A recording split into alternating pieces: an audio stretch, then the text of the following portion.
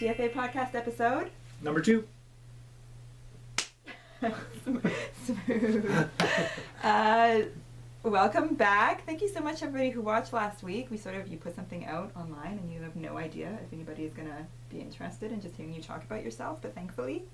Yeah, we got a lot of really supportive comments, Yeah. and it seemed like everyone liked it, and we actually enjoyed doing it, so we're looking forward to doing another one. Well, I knew I was going to enjoy doing it because I love to talk about yarn and knitting.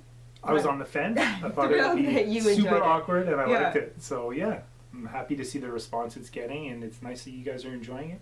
And we'll keep doing more. So today's episode, we're going to talk about color.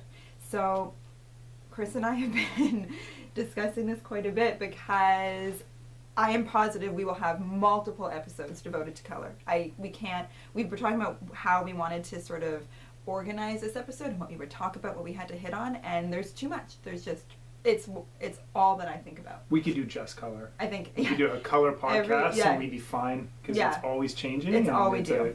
Huge it's our job. focal part. Yeah. So we're going to start with part 1 of our color series, I guess. Right. And basically just talk about how we develop colors, how we come up with colors, how we feel about colors.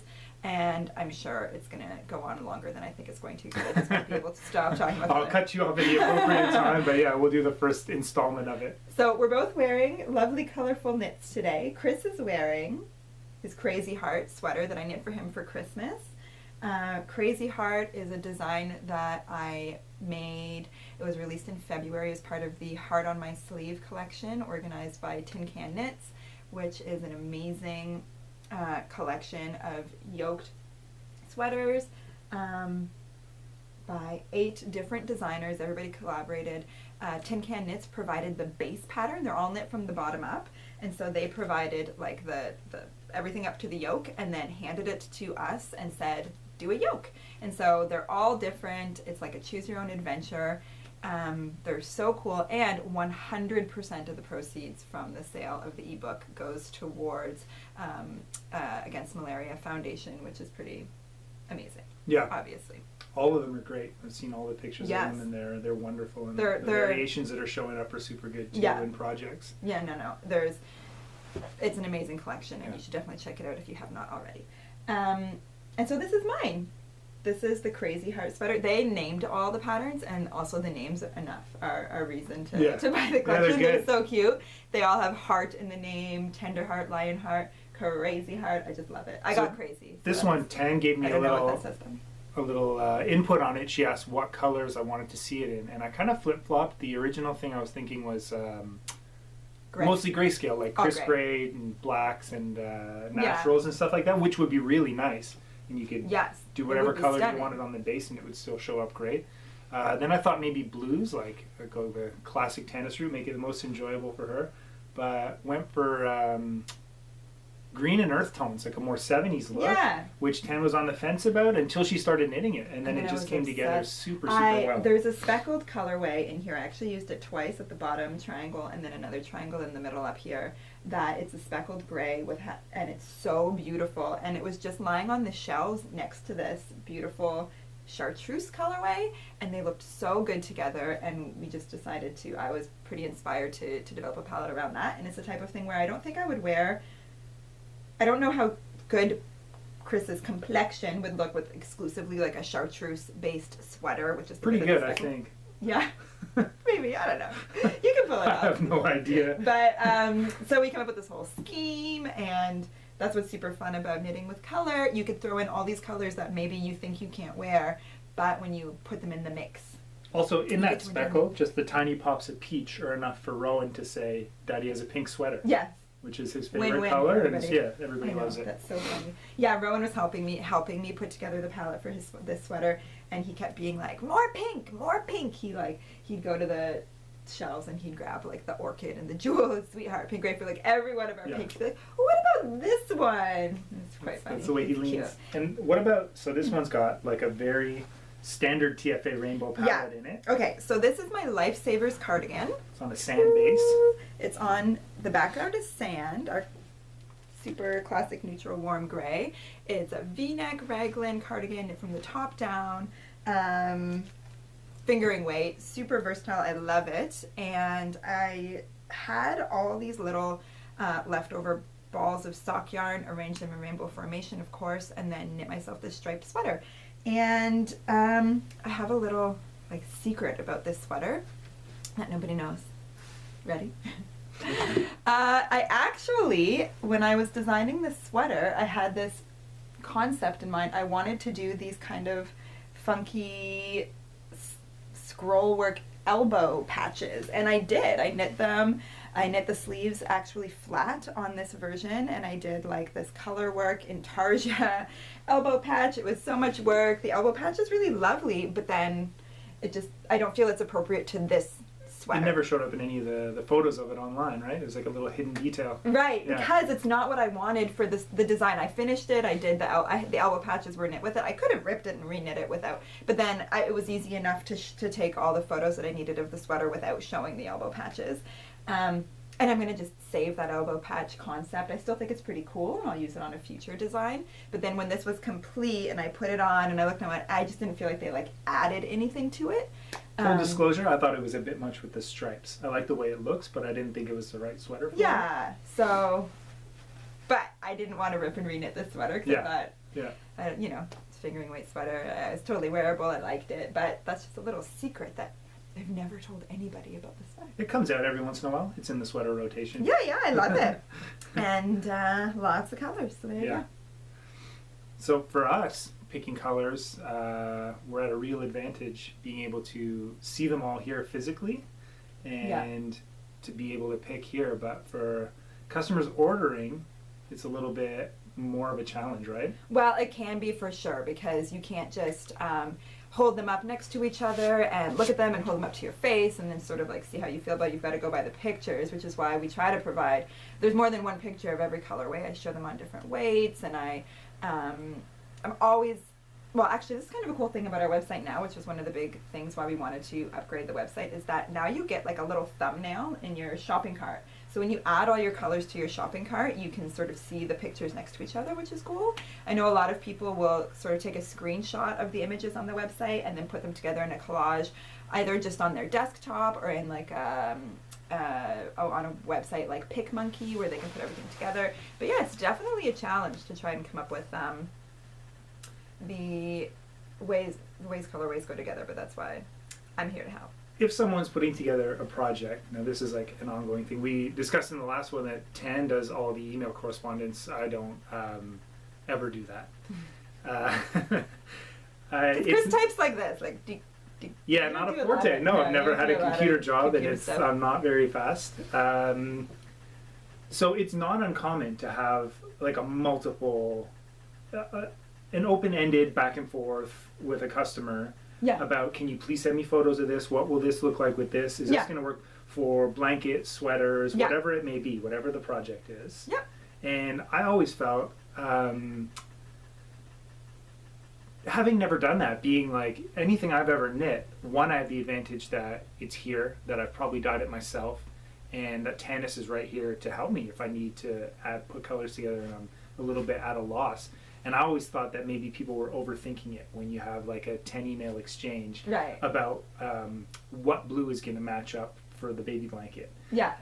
But recently I was on a shoe website. I was on like Nike Canada and trying to put together, they have an option where you can create your own shoe. And just trying to put together like 5 separate colors to get this, you know, theoretical shoe that looks good.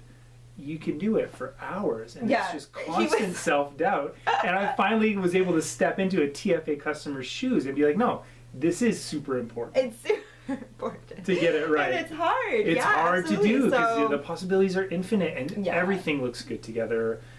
Or until it doesn't, until you've gone too crazy. I think one of the big problems is, and so first of all, I just want to put it out there, I love answering emails about color. So if people send me an email and they go, for example, I want to knit, well, for example, now we're getting a lot of emails about Find Your Fade. People want to put together a fade, beautiful pattern by Andrea Mowry, and they want just suggestions on how the colors are going to flow together, because that's a really important aspect of the pattern, right? And I think people are sometimes apprehensive. They're nervous. I don't know. They don't know. They don't want to bother me with it. But I love it. That's what I you do. Yeah, so I'm super happy to. And then also, it's so easy now. I don't take the necessarily world's greatest portrait of the suggested colorways, but I'll just snap a photo with my phone and then send it off and then make adjustments. And so I'm super happy to do that if anybody wants to go that direction. Yeah. But one of the things that Chris and I were discussing with his shoe fiasco that lasted like 2 days, he didn't get any shoes. No, it's too much. Too much. Was that one of the issues is there's often, like, there's no wrong choice. Yeah. There's so many beautiful, like, infinite beautiful color combinations that could work for so many different things, and so it can be so hard to decide what color to knit something in. And that's a real advantage of customers asking for advice, is a lot of times things that they go for are things that we wouldn't necessarily gravitate towards. It might not be what I would have started with. No, so you like learn from their spectrums, you know, like of what they've picked. Yeah, or they'll say, like, so something that I like it when customers do this for sure. It's harder for me to give recommendations if somebody's just like, I want to knit a sweater. What color should I knit it in? Yeah. Whatever color you want. But if they say, I want to knit a project that's going to use 4 colors, and I know I want to use Aurora, what colors go with it? And so then I can sort of build something around it. Or what's been really fun particularly with the Find Your Fade, or with the Camaro pattern. I have a pattern that I released last month that uses multiple colors as well in the yoke, and people will say, I know I want to use like these 3 colors, so then I've got to build like a rainbow around these 3 colors. It's my favorite thing to do. Camaro's a great example of it, because there's a ton of projects already, and Tan will show me a couple every week that I never would have thought they would necessarily go together. There isn't a single one that doesn't look cool. Yeah, they all look so amazing. Great. There's so many gorgeous Camaro patterns or projects popping up. It makes me, I really want to knit another one. Yeah. But I already have 2. But I bet you. We'll see. Why not 3? They all look different, sort of. Anyway, so color, send me an email. I'm happy to help with color. But I figured, actually, since I just talked about Find Your Fade, I thought it'd be kind of fun. I feel like I wanted to do the video podcast rather than just an audio one, because I feel like knitting is so visual. So why don't I visually show my fade? Yeah, that'd be a good idea. Find Your Fade. I knit a Find Your Fade, and I knit it in, I ended up using 9 different colorways of yarn, because the pattern calls for 7. Super easy to adapt. You could use 14 colors, or you could use fewer colors if you wanted to, whatever you want. I used 9 because I wanted to use some leftover colors, and some of the colors that I had, I needed like something else to sort of tie them together, and so I'd pop one in, and anyhow. Take advantage of my wingspan here. Yeah, so this thing is huge. We're not going to be able to show it. Okay, well, let's just hold it up, and we might have to like go side to side. I don't know. Start there. We'll walk it across, okay, so and then try to keep the middle in there. You keep going there, but you go the other way. Do, do, do, do. Okay, yeah, it's so huge. So the thing. It's a good 8 feet from tip to tip. Maybe more. 9? 8 feet. 8 feet. When I was blocking it, I had to block it like kitty corner, like diagonal in my room, because it couldn't really go side to side, and it's so lovely. Look at it. And wet, it was 11.5 feet tip to tip. Yeah. But once it's dry, and it'll like relax, it'll compress a little bit, and it's the texture, like the drape of it is really, really beautiful. I mean, it's really big. There's no denying it. No. I'm not 100. I'm very small. I'm 5'2". I'm positive I'm going to be able to find a way to wear it. I haven't done the FO shots for this yet, because it definitely needs to be taken outdoors, because they can't like really fit in the house. We don't have 11 feet of clean house to use. No. Like there's going to be a kid thing in the corner of any shot. And right now outside it's so gray and dirty because all the snow is melting, and it's not, I can't really, we'll have to come up with a good spot, or once like we maybe we'll get another snowfall. Who knows? I don't know. I'm thinking it's done. So yeah, we'll find next something. week it'll be up to 10. Yeah, things will melt quickly, and then we'll have a beautiful day, and we'll go out and take these shots, and you're going to see just how a tiny person wears a Find Your Fade, because I'm going to come up with that. I've been wearing it around the house, and Rowan's been wearing it around the house a lot. He wraps like the extreme end around his neck and uses it as a long trailing cape. Yeah. Which is, I'm glad that he's enjoying it. He loves it. So there's my Find Your Fade, and look forward to seeing an FO post for that, because that'll be super fun. So then while we're on the topic of talking about how difficult it is to pick colorways for sweaters, or any project. I just wanted to share a couple personal experiences. Sure. Okay, so first, the sweater that I'm wearing right now, I posted when I was knitting it. I'm just going through my rainbow, going through my spectrum, and the whole middle section, kind of from here down, at one point as I was knitting it, it was looking really tutti frutti. It was looking like Caribbean, because they were sort of, I had citrusy colors, they were all together. And so then I spent like a significant amount of time really questioning my color choice. Right. Should I switch out the buttercup for gold so it wasn't so lemony? Should I switch out lemongrass for sprouts? It's pretty tropical in this section. You have the pink grapefruit, the orange blossom, the buttercup, and the lemongrass. That's what it was. The pink grapefruit, orange blossom, buttercup, lemongrass is like full on citrus. Right. And I thought, well, I didn't want to make like a citrusy sweater. I wanted it to be fully rainbow. And in the end, I stuck with it, and I think it's fine. Oh, I thought you were going to say you switched something out, because I don't find it looks right. Well, so that's kind of the thing. I think when you're dealing with a lot of colors, more is more. Like, you can just do, it just reads as multicolored, you know, and especially if you're doing it in a rainbow. It's going to read as rainbow, and it's all going to work out, and you will doubt yourself. Like, when I was knitting my Find Your Fade, I was like, ooh, I wonder if this is the right fade. Maybe I should use another color. And I think that that's just part of it, and you kind of just have to see it through, trust your gut, and then I guess be open to ripping and reknitting it if you really can't live with it. But I feel like I've never. It would have to be pretty drastic. Yeah. It would have to be like, I've made the wrong call. Well, because when you're done, you hold up your sweater and you're like, oh my gosh, that's a gorgeous rainbow sweater. I don't look at it and go, oh my gosh, I wish that the buttercup was different, because it's a rainbow. Yeah. You can't complain about that. And nobody else other than you ever looks at your knitting projects with that kind of doubt. Right. They just see the finished thing and how beautiful it is. And no one is ever like, I wonder if that yellow could have been more mustardy. Yellow. Yeah. So just see it through. Trust in your vision and see it through. And and email Tanis for backup. Yeah, and email me. Send me a picture. So then that brings me to my current work in progress. Oh my goodness. So I've been struggling. I did a blog post just yesterday, Wednesday, March 29th. My blog post was about struggling on what I was going to knit next, because I'm in this weird position where I don't have much on my needles. I'm not one to have like 10 works in progress at a time. I generally have like a sock that I can just sort of knit in the background, and then one juicy project, and my current juicy project is this. I'm working on, well, a crazy heart, a beautiful little crazy heart, and I used some hand spun for the yoke, and it's on a rose gray colorway, and then there's little stripes. Here, I'll be the project holder, so you can describe it. Look at the little sweater. Little one on a big one. Big one. Yeah, so that's what and I'm like delaying knitting the sleeves. There's a couple inches on this sleeve done, because once I finish it, I'm not going to have another project. And they go fast, the little Yeah, ones. I could whip off sleeves very quickly, so I'm just kind of saving it because I really like it. And anyhow. Can you say who it's for? Who? Nobody. You don't have anyone in mind? No. I thought it was for like Eloise or something. Well, maybe I'll give it to Eloise. Eloise is my niece, but I'm not sure if it's going to fit her, that's why. Yeah, it's pretty tiny. Yeah, because she's a year old, and it might be too small, so. It's cute. Sorry, Eloise. I like the blue to green at the bottom. Thank you, honey. I've never seen one I didn't like. Micah's blue one is awesome. Yeah. And so, everybody goes through this struggle of what to knit next, and what color to knit in, what yarn to knit it in, and I have a couple, I love knitting with color, as everybody knows, and so, this is where I'm at right now. I started, I'm insane. Literally 3 days ago, I started knitting this. So this is our pink grapefruit colorway. It's gorgeous. I'm really drawn to it. I always want to knit with it.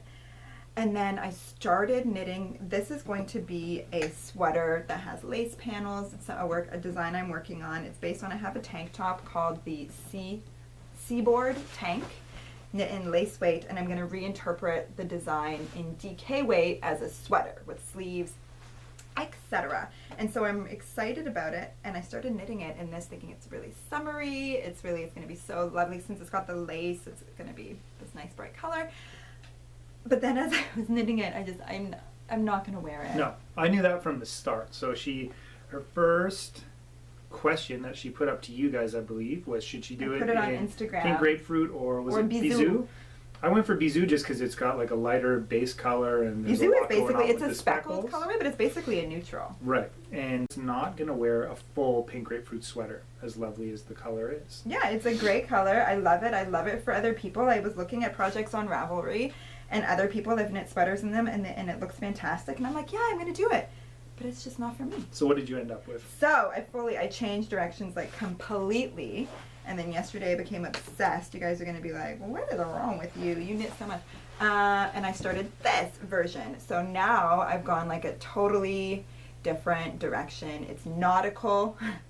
Clearly, it's navy blue. It's our midnight colorway and our natural colorway. The lace panels are in the midnight, and I'm picturing I'm going to be wearing like a white tank top underneath it, so you'll see the white through on the midnight lace, and then the stockinette stitch portions are in natural. And looking at it, I don't know if it's going to show up on the camera, but there's hits of black coming through in the midnight, which it does, and it looks really nice. Yeah, I'm really excited about this neutral sweater now. I know it's going to be something that I'm going to wear a lot, and yeah, so the colors, it's hard for everybody, even for the pros. You just can't, I don't know, this is a tough one. Which is why the palettes and the mini skein sets are so awesome. Yeah, so if, I've noticed that if someone is like, these colors work together, particularly someone like you who knows, then that's a real bonus to have that as an option. Yeah, so I've done that myself as, like, when I shop for yarn online, it's so hard for me not to buy a mini skein set. Yeah. Because they look so good together, and generally I'm pretty good at not buying them because I have enough yarn. You have resources. Yeah, but yeah, they make project selection so much easier. You know it's going to work, and they're an amazing, knitters love them. We love making them, and they really serve a good purpose because I think there's so much guesswork. Well, not guesswork. It can be so daunting to put together color palettes. If we had like a make your own 8-color option, you'd be inundated with emails constantly. Yeah, I don't know. It's if really it would hard work. to string together 8 if you're not physically looking at them and it's something that you're accustomed to doing, like you are. Yeah. Right. So could we fully switch gears from specific project, and let's just talk a little bit about color? Oh yeah. So yeah, I think I feel like we there probably was could have questions. done this at the beginning. Right. Before we did the first one, the first episode, there was a lot of questions from people about what do you guys do to come up with colorways? Yeah. What's the process there? Yeah. So yeah, let's talk about that. So I'm going to start off by saying that the process has changed quite a bit over the years. When I started and we had no colors, my main focus for the first several years was to build a spectrum, like to build a rainbow, so that there was something for everybody. Primary colors, pastel colors, brights, and everything had to fit within the collection. I was viewing it as a whole collection. Right. Things came and went in that fashion too. There's colors that are no longer there because they became redundant by the two above and below. Yeah, the color on either side, and it just seemed like, okay, I don't need to have 3 colors that are all essentially the same, so we would limit it that way. We haven't discontinued mini colors, but some. No.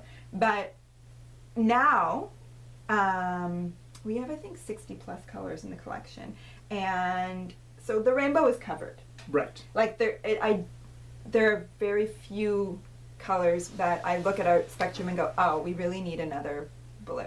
Like you know, I mean, you can always use more blue, but we've got the spectrum pretty well covered. Now when we develop new colors, it's not about filling in gaps, it's just about adding goodness, adding sheer color goodness. I think, yeah, now instead of the first couple years, for sure, it was like there is something lacking in this area. People need this for certain projects and we have to fill that in. And now it's really about keeping it new, coming up with things that are just exciting. Yeah, that are exciting for us. And so the thing, we talked about this in our last episode as well, the Etsy updates and how much we love them and how we approach them. And we approach them 100% experimental. We don't go out to the studio with a game plan. You just we go with the flow. The only thing that the direction that we will give is basically on day 2 of dyeing for an Etsy update. Generally, we'll give more direction. What way it's leaning from the front. So yeah, so there'll be days like where Chris will go out and he'll dye a bunch of one-of-a-kind colorways where he just goes and dyes whatever he feels like. And oftentimes Day 2 Tanis will be like, no more purple and gray. Yeah, like we're heading towards a purple and gray sale. Exclusively purple and gray, just because you sort of get in a zone and you just start kind of going with that. So I'll say, let's do more warm colors today. But that's essentially the amount of direction, right? And then from there, from those experiments. Oh, so it needs to be mentioned, like, so a big day of just like freestyle dyeing for an update. You run through a lot of options, and in my head I'm like, I'll remember what I did there. It's extremely important to write down specifically what I've done, and that was like a years-long battle where Tanis would pull out something from an update, tell me what she had named it, which I didn't even associate with the colorway because I just bring it in and, you know, that's my light blue from that he doesn't necessarily know what happens to the yarn after and she'll say, you know, where's Stratosphere, and it's 6 months ago and I didn't write it down properly, and he has no idea. Yeah, the shame sets in where I'm looking through scraps of paper in the office, like, nope, it's not there. The Etsy updates, people will ask us, oh, I really liked this color from the last Etsy update, can you guys reproduce it? And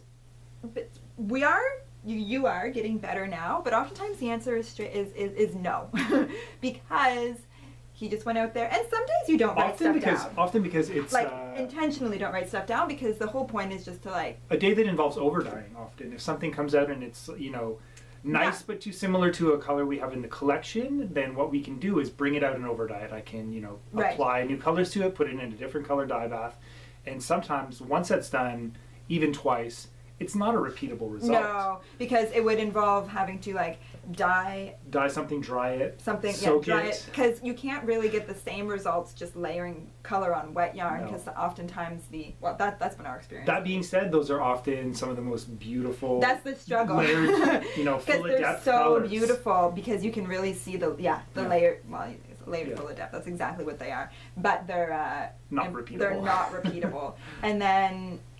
Now, what happens often for coming up with a colorway from scratch, say it's for a specific order or for a club or something, Tan will start with a mood board. She'll do the mood board Mondays. Yeah. She'll give me a collection of photos and say, you know, I wanted to focus on this, but I'd like these elements to be in it as well. And I'll just go out with just that. We won't even talk about colors or whatever. And what I come in with will work from there. Yeah.